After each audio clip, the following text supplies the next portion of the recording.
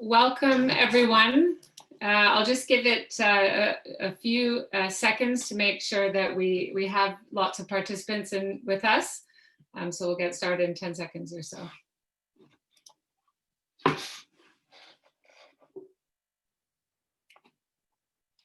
So welcome, everyone. Thank you very much for joining us at this session on displacement and connectivity in Latin America.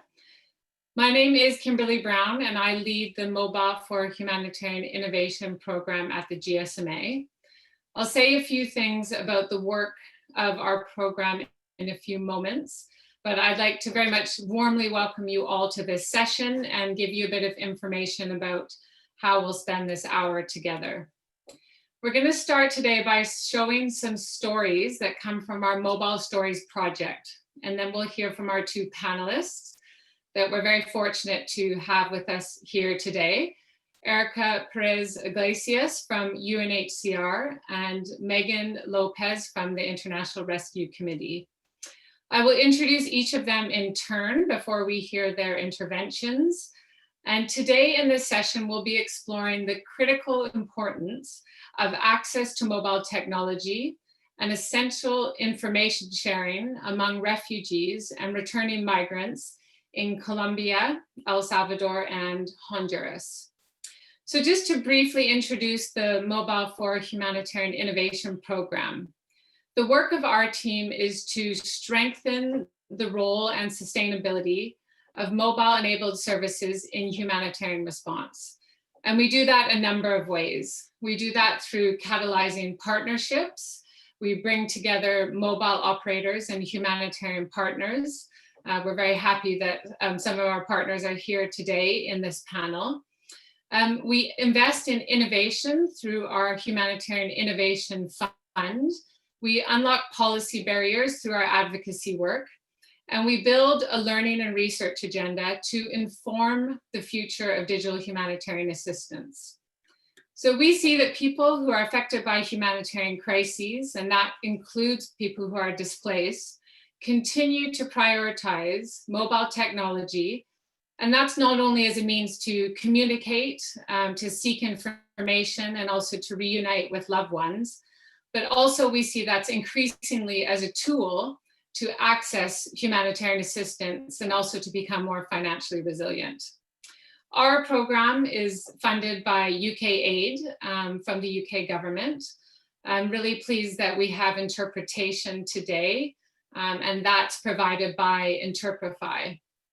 So to start our session, I'm really pleased that we will be screening four stories, four short stories that are part of our Mobile Stories work. In March of this year, we asked Venezuelan refugees and migrants in Barranquilla, Colombia, to tell us about the importance of mobile connectivity in their lives. And the result of that work is some of the stories that you will see and hear today. And I think you'll see that there's something quite unique about this work. And we worked with people to share their own stories and using the medium of their choice. And they had creative direction and control over the narrative of this work. So this is very much in line with the values of our program and many of the partners that we work with, is to ensure that our work is dignified and ensures agency for people who are affected by humanitarian crises. So I'll soon ask our colleagues, we'll move into seeing those stories for about 10 minutes. Then we'll hear from Erica and Megan, and I'll introduce each of them in turn before we hear from them. And then we'll look forward to hearing questions from you all who are with us today. So happy to move over into hearing those stories and seeing those stories now. Thank you.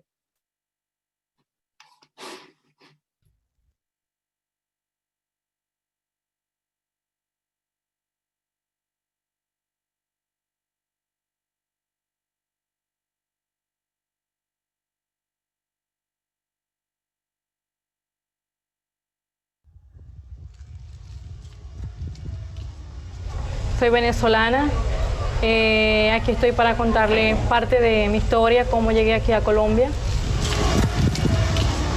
Yo estaba en Venezuela, Venezuela está pasando por una situación política y económica difícil. Nos encontrábamos, mi hijo y yo, enfermos de salud. Tomé la decisión de vender mi teléfono, triste y dolorosamente, porque es un medio de comunicación que yo siempre uso.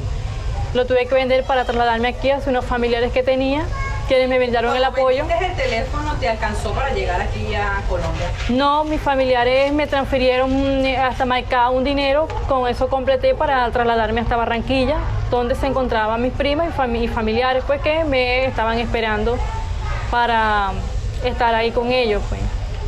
Luego de allí, pues, emprendí lo que es el camino hasta buscar un empleo, buscar qué hacer. Todavía no se me ha dado, pues, esperando que, como entré de manera irregular, no pude sellar. Entonces, me moví por varias instituciones para que me puedan ayudar con el permiso, pues. ¿Se te hizo fácil obtener un medio de comunicación aquí? ¿Un teléfono? Sí, mi hermano tenía uno y con ese lo utilizaba hasta que, gracias a Dios, pues con la ayuda del Consejo Noruego, pues compré un teléfono. Se me hizo complicado porque la línea tuve que decirle a una amiga que ella es colombiana para que ella me lo pudiera registrar y así registrar mi equipo. De esa manera tengo mi equipo y gracias a Dios con eso me comunico, saco fotos o videos y envío para Venezuela, me comunico por WhatsApp y Facebook, que es lo que más utilizo, pues más uso.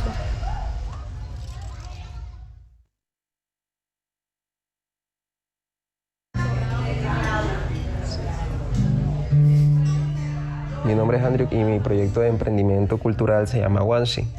Este proyecto viene desde hace mucho tiempo, cuando era pequeño, cuando tenía 14 años, y siempre lo llevé en mis sueños, en lograr esto, en seguir adelante. En el año 2017, cuando tenía 18 años, de regalo de cumpleaños le pedí a mi madre poder irme de mi país y así lo logré.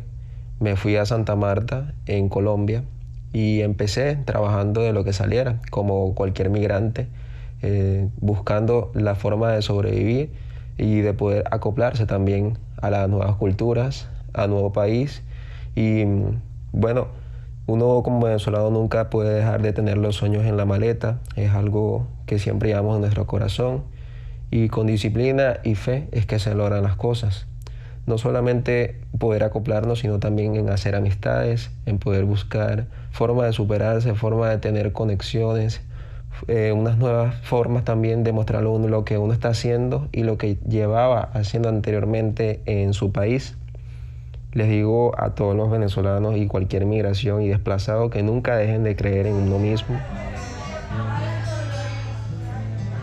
Siempre quise hacer énfasis en eso, ya que siempre fui músico profesionalmente en Maracaibo, Venezuela, y quise cumplir lo que estaba haciendo. Es muy importante que hagamos amistades en otro país, es muy importante que conozcamos las culturas, es muy importante que nos acoplemos a ellas y que nunca dejemos de creer en nosotros. Nunca dejemos de tener fe, de tener disciplina en lo que queremos lograr. Hoy en día, en el 2020, gracias a lo que es las redes sociales, principalmente usando nuestros celulares, con lo que son videos y fotos, podemos mostrar lo que estamos haciendo, podemos mostrar nuestros emprendimientos y trabajos, y para que esto sirva de ejemplo hacia cualquier migración, cualquier persona, indiferentemente de quién sea, que se motive también en cumplir esos sueños, ya que las redes sociales nos ayudan mucho. Te digo que el 50% de contrataciones y ventas musicales las hago gracias a esto, gracias a las redes sociales, y es algo que nos motiva y nos ayuda, y quiero que sirva de ejemplo mi historia, ya que es una superación y es algo que es demostrar.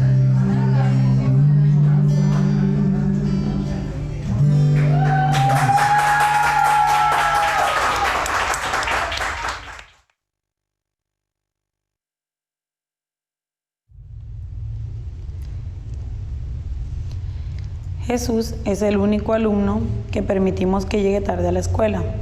Desde las 8 de la mañana sale junto a su mamá y su hermanito a vender agua por las calles de Barranquilla. Aunque vive en el mismo barrio que yo, nunca lo había visto hasta que lo conocí en el centro comunitario La Milagrosa. Llegué a Colombia desde el estado Zulia hace 5 años debido a la mala situación económica en Venezuela. Aunque mi esposo y yo estábamos trabajando, el sueldo no nos alcanzaba. Jesús y su familia llegaron a Colombia por la misma razón que yo. Él me recuerda mucho a mis hijos, porque le gusta ver los muñequitos, jugar fútbol y es muy colaborador. Un día Jesús me contó que quisiera ser policía cuando grande.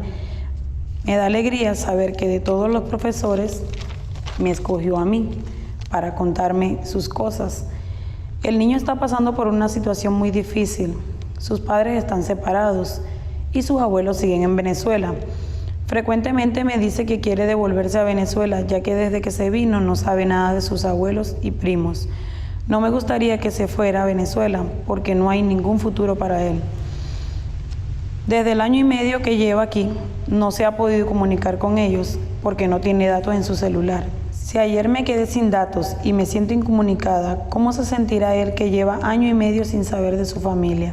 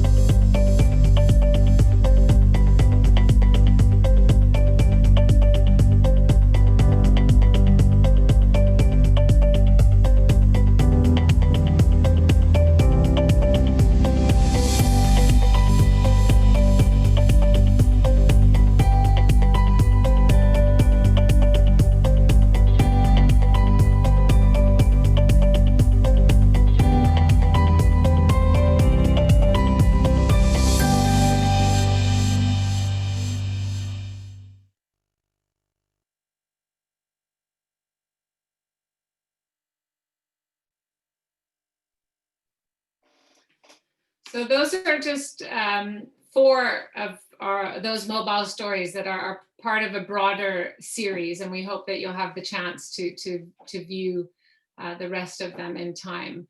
I'm really pleased to now bring in the colleagues that we have with us here today to share their experience and more on their work. So first we'll hear from Erica Perez Iglesias, who's the Associate Innovation Officer Digital Access for UNHCR. I'll say a couple of things of introduction of our panelists, but their full bios, which are longer and very impressive, are on the website and the platform with this panel session. But Erica drives the Digital Access Inclusion and Participation Program in the Americas with UNHCR, ensuring that refugees and other displaced populations can access connectivity services and be digitally included. And Erica has been collaborating with us, with GSMA, in mapping the legal and regulatory barriers hampering access to digital and financial services by refugees and migrants. So Erica, over to you. We look forward to your input and reflections. Thank you so much, Kimberly, for the opportunity of speaking at this event. I'm so excited to be here with all of you. So as Kimberly said, my name is Erica Perez Iglesias. I'm based in Panama, working at the UNHCR Regional Bureau under the Digital Access Participation and Inclusion Program, aiming that refugees and the communities that host them have the opportunity and the option to be digitally included. So I just gonna share a little presentation with you on our project. So just to give you an idea of one of our joint initiatives. Just gonna put it on. Yes, that should work. So since 2017, the GSMA and UNHCR have been collaborating as partners in a number of initiatives aiming at digitally including refugees and other displaced populations. So moving or giving you a bit of context about the Americas, we know from recent information and communication needs assessment that mobile connectivity and digital communication channels are paramount in the life of refugees and other displaced populations, not only to access critical information about their journeys, but also to access basically humanitarian and social services and to be in contact with loved ones. Maria Jose, Wansi, Indira, and Magali are just 4 of the 1.7 million refugees and migrants from Venezuela who are being currently hosted in Colombia, who just fled the country looking for a better opportunity. We just heard from them how mobile connectivity is enabling professional opportunities and bringing family relatives closer together. So moving on, although my presentation is not moving. Okay, yes.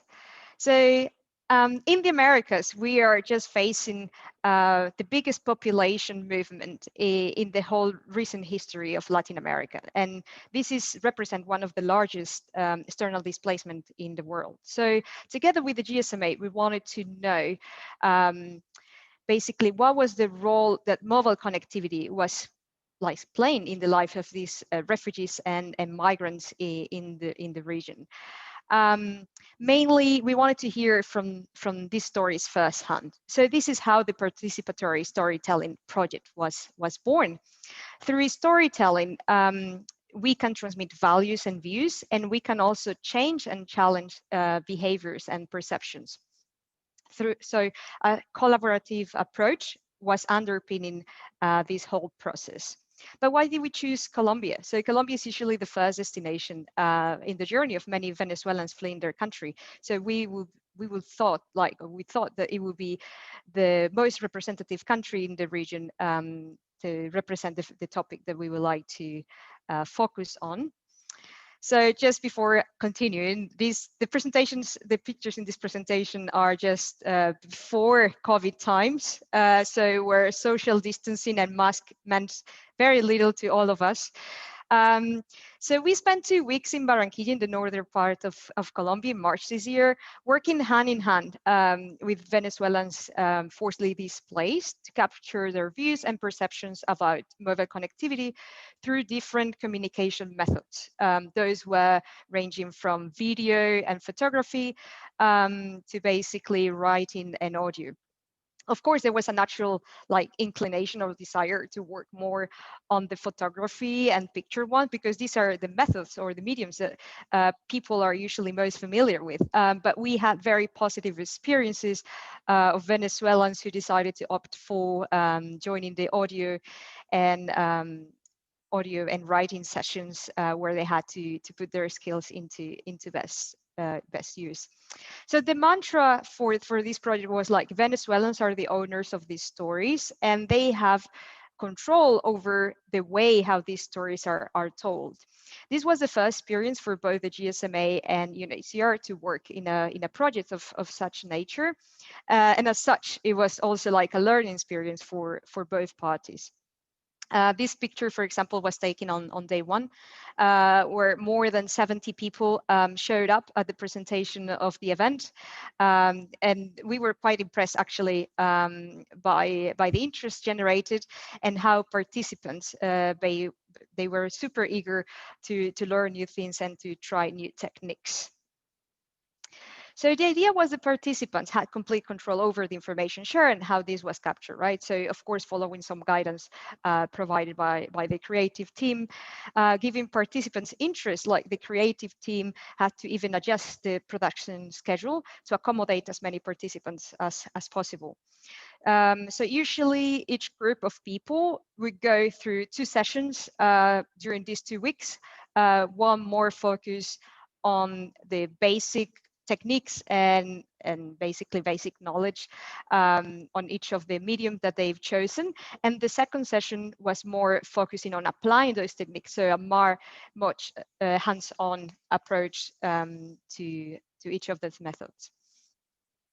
So the results of this project were a compilation of stories that are available on the dedicated page on the GSMA website under the M4D microsite, and also on their YouTube channel.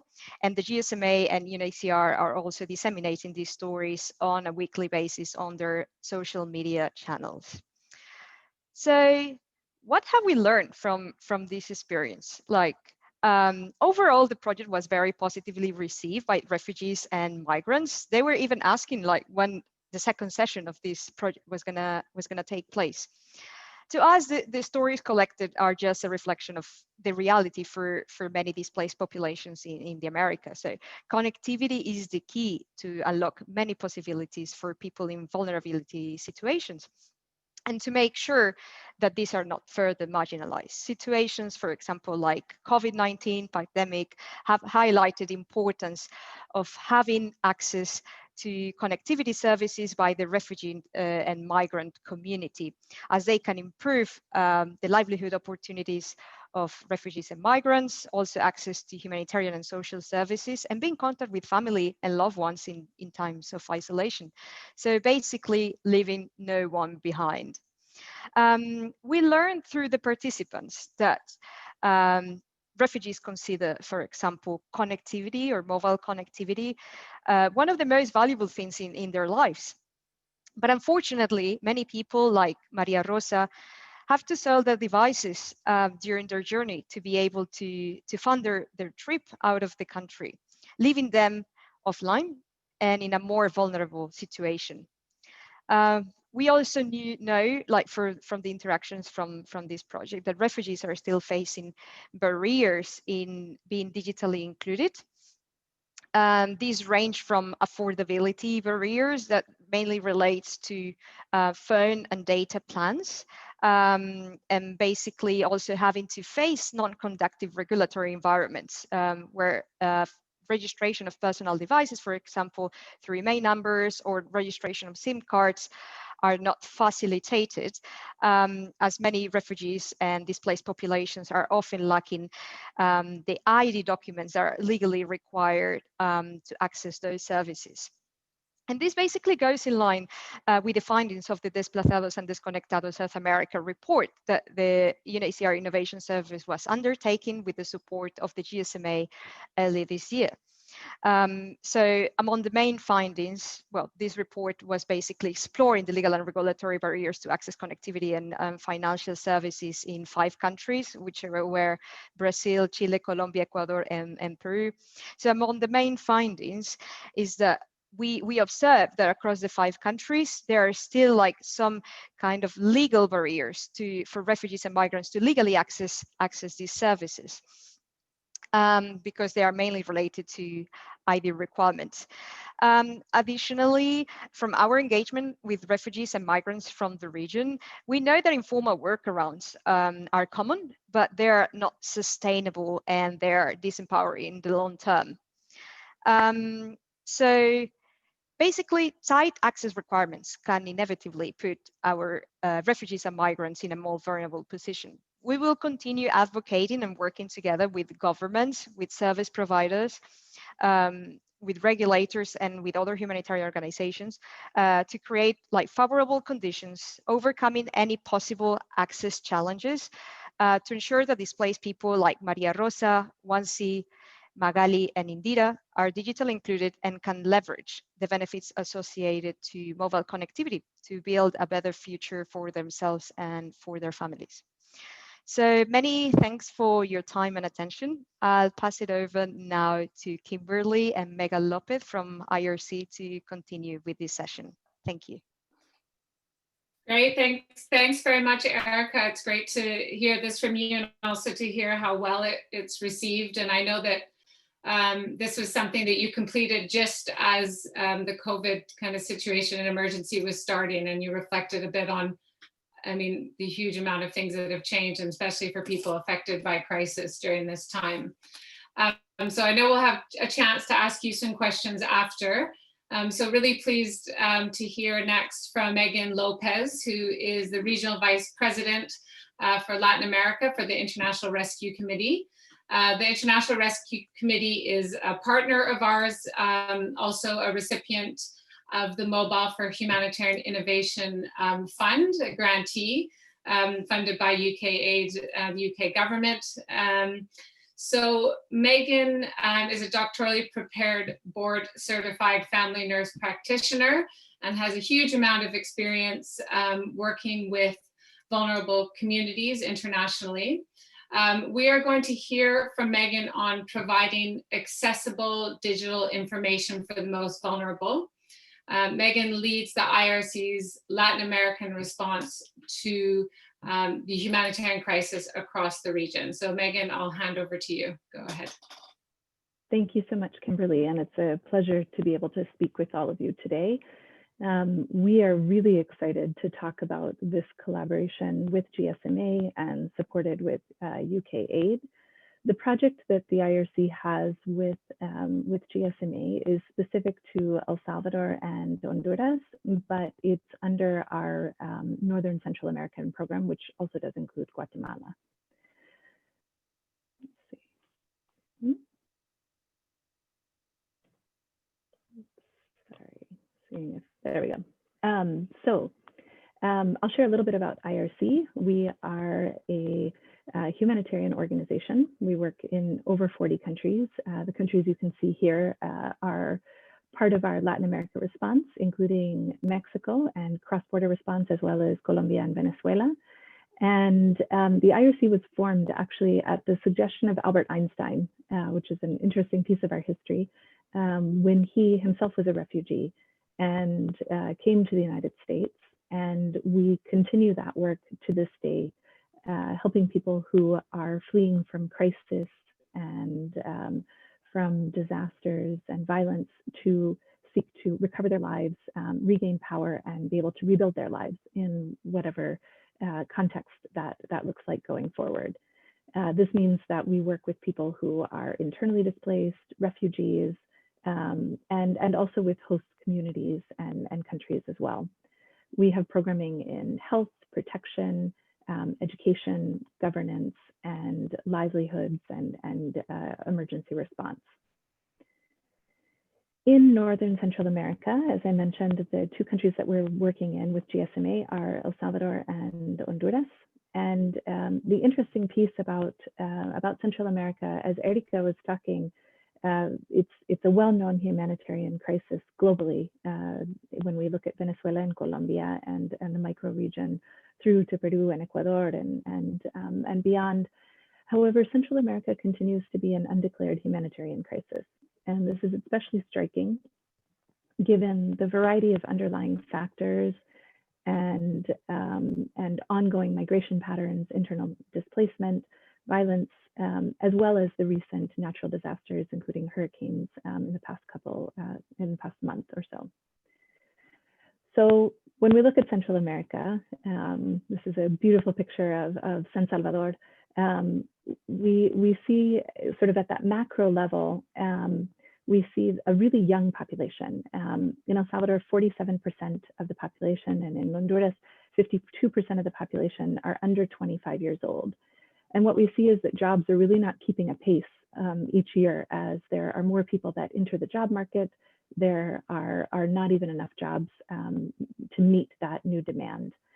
And so by estimates, there are about 265,000 people that immigrate annually. Estimates because we don't have that well tracked, whereas in Colombia and Venezuela, I think we've been able to get more accurate numbers. In Central America, we don't have those numbers, frankly. What we do know is that there's upwards to about 1 million people that are internally displaced every year across the 3 Central American countries, Guatemala, Honduras, and El Salvador. El Salvador and Honduras also form a large part of the dry corridor through Central America. About 50% of El Salvador falls in the dry corridor, about 21% of Honduras. This is a corridor that has really variable rainfall, meaning that it's very susceptible to variations in agriculture production, and so potential loss of any effort related to agriculture, despite that being the largest product or economic effort in those regions. And so we see about 60% of the population lives below the country established poverty lines, which is not hard to imagine when the government established salaries hover around 350, slightly more in Honduras, right at it, and El Salvador. And we know that around 54% of people are not making that government established minimum wage.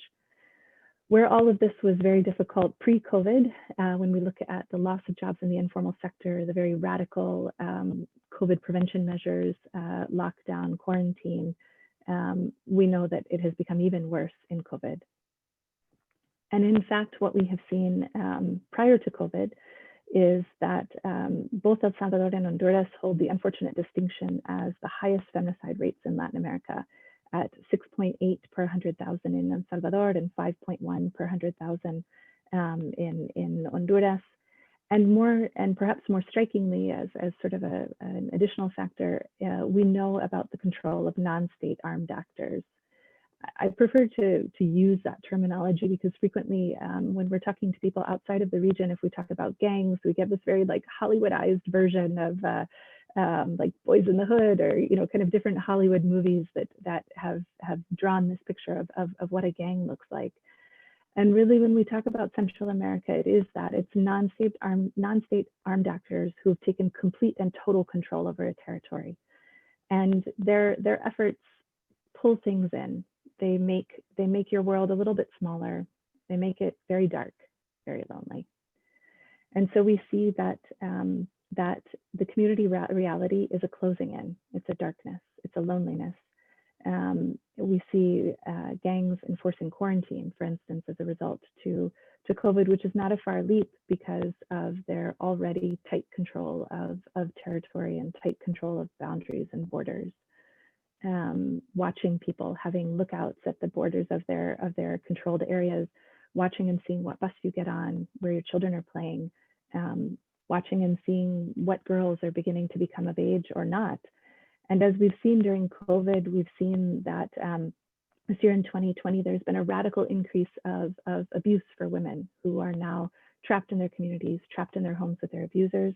We've seen that the most recent figures are 3,979 girls in El Salvador have become pregnant during this time period, and 258 of those are ages 10 to 14.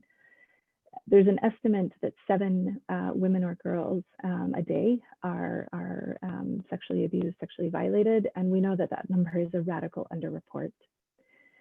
And so the pandemic measures, what we have talked about as IRC is that these really good pandemic measures have created this shadow pandemic. They've really plunged people into darkness and unable to access what were some of their traditional responses. And so this is where the response that we have with Cuéntanos is a really interesting one. And that's what we call this platform that has been a large part of our work with GSMA. Cuéntanos is a really simple concept. It's part of the Global Signpost Project, and it's basically a dynamic digital platform. It's a service map online. And that service map, you can search through a variety of different ways. You can search by your GPS location, by municipality, by department, by type of service or population group. And so while this was very interesting pre-COVID and certainly filled an important gap in our needs assessment that we did previously before we launched this effort, we found that while people couldn't tell you what services were in the next municipality over, unsurprisingly, every single person we talked to knew the number of the coyote, whoever could take them north, take them out. And so we knew that this was an important gap, and this had been an important partner building effort that we had done with over 120 organizations across El Salvador and then growing into Honduras. Prior to COVID, we got referrals from a lot of organizations who would call us and refer clients to us. What we found with COVID is that flipped around entirely. And now instead we were referring out because nobody knew what was open and how to access whatever was open. But because we had already built this partner network, and in some ways, if we were going to build the perfect COVID-proof project, this was it. Because we were able to say very efficiently, yes, this is open, no, that's not, this is only doing this service or X service. And so while the second component of our project related to safe spaces, we had to temporarily put on hold, despite the really radically growing needs, we were able to ramp up quite a bit this connection service. And it's not an exaggeration to say that this support through GSMA and the project saved lives by helping people know what they could access when they needed it, helping survivors of GBV be able to flee safely, and being able to provide crisis referral for medicine, for food, for cash support. And that was something pre and post-COVID, but grew quite a bit post-COVID. So tech, which we don't think necessarily is usually our first line response in a humanitarian crisis, became absolutely life-saving and a lifeline for the most vulnerable. When we began, we had about, in January, began this year, we had about 509 users in January, and we had around slightly over 17,000 page views. What we have found through the pandemic is that that number has multiplied every 2 months. And we're now currently at about 13,000, nearly 14,000 users, and slightly over 72,000 page views. Our high was around, it was almost 86,000. So while this access is certainly quite noteworthy, and it also has been translated into activities on Facebook, whether it's kind of building that online community, whether it's exercise or engagement or otherwise, also through moderation and having people being able to send a WhatsApp message and ask questions and be able to seek support. And so this GBV, this gender-based violence shadow pandemic that I mentioned, we've seen about 70% rise in cases of gender-based violence over this time period, where safe spaces for women and girls, and especially the LGBTQIA population, were not able to operate during the pandemic. As we are reopening, these have become absolutely essential. And where there are no specialized shelters in El Salvador for LGBTQIA population, IRC has been able to create these spaces with partners, and then in turn train partners and work with partners for psychosocial support.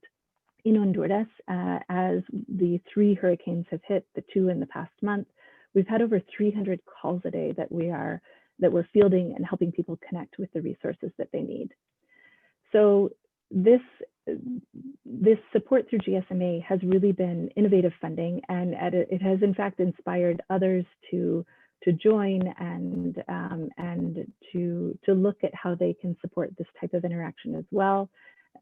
Erika, your colleagues in El Salvador at ACNUR, at UNHCR, we've been happy to work very closely with them on building safe spaces and also looking at gender-based violence in the returnee reception site.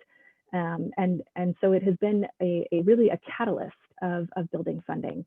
As I said, we don't always think of tech in these spaces of humanitarian access, but this has been a project that we know has made an incredible difference through this time period.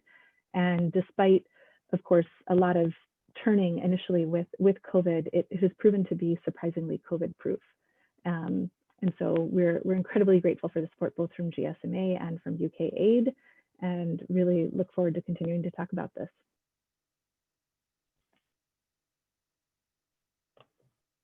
Thank you, Megan, for that presentation. And I see lots of questions are starting to come in of interest to what you've been saying, and also Erica. So we have about, let's say, 15-20 minutes to go over some questions. I had a few, but we have some good ones coming through as well. So we'll go through those, and everyone, please feel free to keep sharing your questions, and we'll try to field as many as we can before we finish the session. So one that I will probably just put, unless they're directed towards one of you, I'll put it out and give you the opportunity each to respond. But one that we've had from people joining is, what do you wish the international community understood about the displacement crisis in Latin America that may not be obvious to outsiders or people not there? So Erica, why don't I hand over to you first, and then Megan will come to you. Yeah, thank you, Kimberly. So I've been working in several humanitarian contexts before joining UNHCR, and this definitely, the Americas have struck me the most, in the sense that it's my first experience, for example, dealing with the urban setting, refugee and migrant situation. So when you think about refugees, you mostly think about basically refugee camps or refugee settings, but how do we deal with digital access like in urban settings? So one of the things that we've seen in the Americas, for example, specifically for the case of Venezuelans, that it was almost impossible, if not like the hardest thing, to get like a passport, for example, or a valid travel document in the region. And this is really hampering the refugees and migrants' ability to be integrated into national frameworks, right? And this not only affects to digital inclusion, but also ranges to financial inclusion. So we wish that like humanitarian organizations, governments, and institutions working in this space to be aware of these barriers that daily or that day after day refugees and migrants are facing, to convene like some fora where we could discuss all these challenges and facilitate ultimately the integration of refugees and migrants in the region. Because yeah, as I said, this lack of valid IDs is not something that is not always obvious or not something like people don't think about, but is really one of the hard stops that refugees and migrants are facing here. Yeah, I would add, I think there are two big things. The first one I would say is that these humanitarian crises, displacement and refugee crises, are really under-recognized on a global scale. If we look at the HRP and what has been funded for Venezuela and Colombia, we're radically underfunded in comparison, say, to Syria, who's also not well funded. So not as a competition to take away any kind of funding there, but just we're very unfunded, and we've really depended quite a bit on the countries in the region to create their own responses, and that has taken a toll, given that those countries themselves have pre-existing crises. If we look at Colombia footing the largest part of support for Venezuelan migrants, and yet they also have a displacement crisis. The second thing that I think is really important to mention is that there's quite a bit of sitting in the shadow of the United States, and a perception that from Central America, people are going towards the United States. And this is quite a bit of the kind of, even the description when we talk about migrants or the caravans as they were described in media.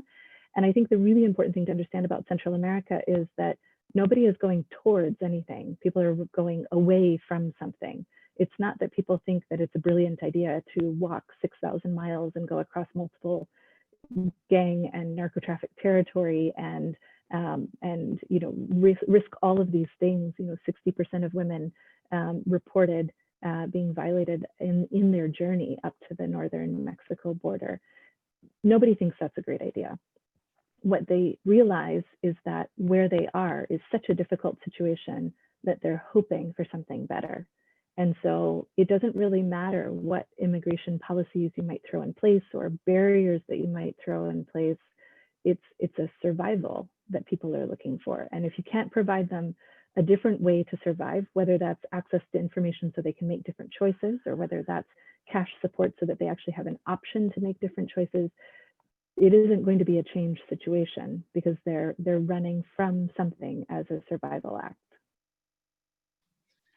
Yeah, and I think you both have touched on something that I wanted to ask, and that maybe you can kind of continue on from what you've said here, is about your recommendation and your ask to policymakers that might be in our audience or that might be joining and watching this session later. Based on your work on humanitarian connectivity, what would be your recommendations that is building on what you've just said? Megan, why don't you go ahead, and then we'll come back to Erica. Sure. So first, related to connectivity, I would recommend let's think outside of the box. Let's be kind of crazy and creative, and not assume that necessarily is going to. I think the big fear that we operate on in the region is that we might create more push factors, and that we might create more paths out and increase migration. But I think let's think about things like creating municipal-wide access hubs for internet so that people have a safe space that they can access information. Let's think about reusing different kinds of spaces, and especially especially with COVID, where we know we can't have sort of the usual dynamics of safe spaces where there are many people in a room. We have to spread that out. Let's be really creative. Let's use COVID as the impulse for us to think about how can we empower people further so that they can make decisions and then trust them that they're trying to make safe decisions. If I might complement Mega's point, for me, as explained before, it will be critical to strengthen the collaboration between governments, regulators, and humanitarian organizations, and also service providers in the region. Government bodies should clearly, for example, communicate to stakeholders, including mobile network operators and financial service provider, what type of residence, legal stay arrangements, and forms of ID that are legally valid to access connectivity and financial services. And update this information in a timely manner when policy changes, as we see that policies and regulations are quite changing fast here. Also, integration of vulnerable populations like refugees and migrants in national frameworks should be a priority for hosting governments. So therefore, regulatory ecosystems should facilitate that residents or legal residents in a country and acknowledging all the variety of legal documents that they might have should be inclusive and acknowledge and recognize those ID documents that are carried by refugees and other displaced populations in a given context. Finally, and this goes also in line with Mega's point, I think we would like to encourage regulatory bodies to facilitate a certain responsible innovation through, for example, the establishment of regulatory sandboxes to tackle specific access barriers faced by refugees and migrants in the region. So I think those would be my main asks.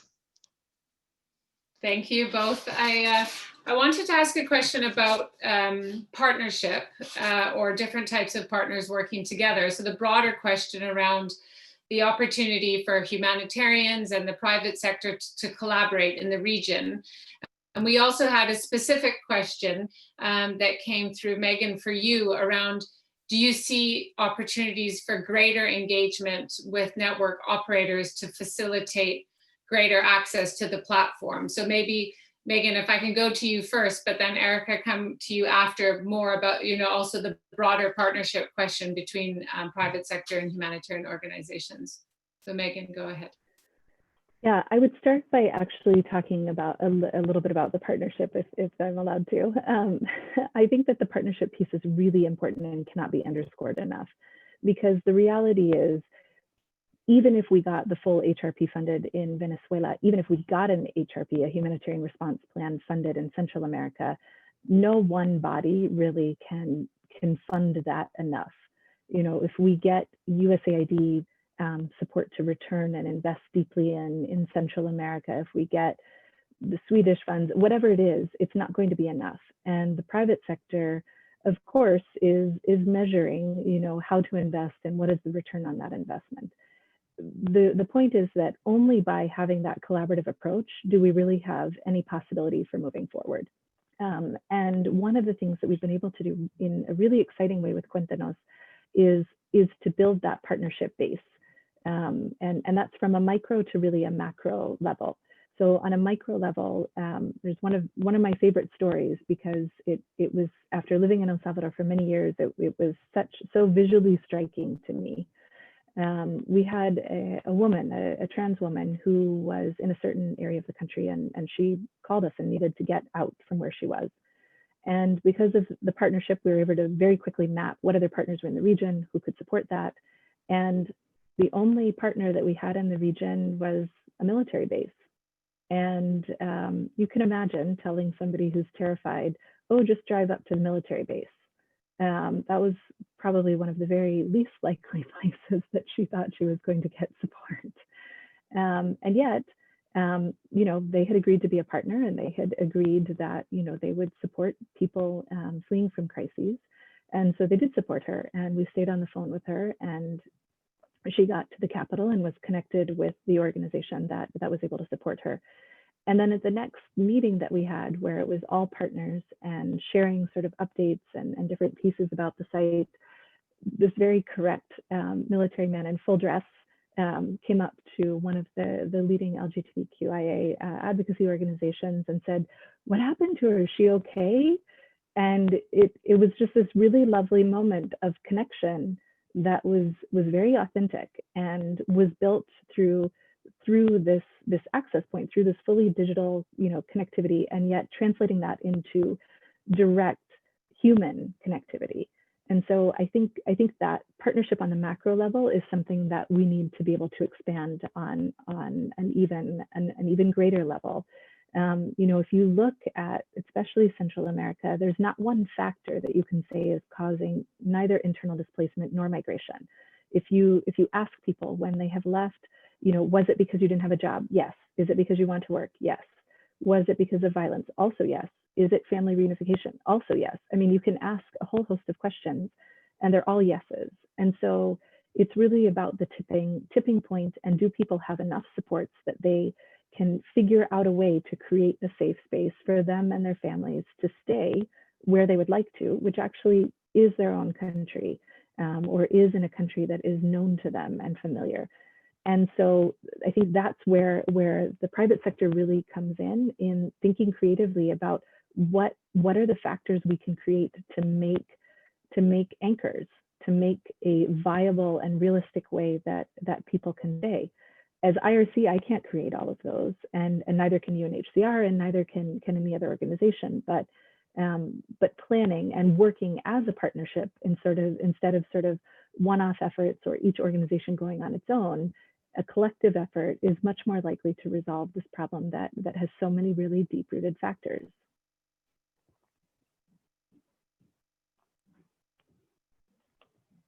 Thank you, Megan. Erica, go ahead. Yeah, so I'm going to refer here to the private sector as like the service provider or MNOs, right, in the region. So that is the area that I have more expertise or engagement with. So in my opinion, there are several areas for collaboration to explore in the Americas between humanitarian organizations and service providers. So one of these potential areas will be like working more closely to familiarize them, to familiarize the service providers about the challenges that displaced populations are facing in the region. So UNHCR and other organizations like IRC, working the front line, and they are more aware of any potential barriers that are hampering the digital and financial inclusion of these populations, are best placed to communicate this with MNOs and service providers to basically try to solve it and find a solution together. Perhaps a second thing how we could collaborate is like we've seen like affordability barriers still exist across the region. So perhaps exploring some type of subsidized phone and data plans that are specific for refugees and migrants could be an option. As many populations in some of the countries here in the region are spending quite a chunk of their income in connectivity services, and sometimes the phones that they have limited capacity. They are like fifth hand, and they are just like broken into pieces. And lastly, I think it will be interesting to explore applying zero rating to some governmental, humanitarian, and also like educational websites, for example, just to make sure like still critical access to information and basic services still there, regardless like your economic condition and ability to access this information on your own. So I think in the immediate term, these are potential actions that we could explore jointly. Thank you, Erica. We actually have a question, Erica, that's come through, and with compliments on the project, and saying, will you follow up with more storytelling sessions given the participants were keen to do more?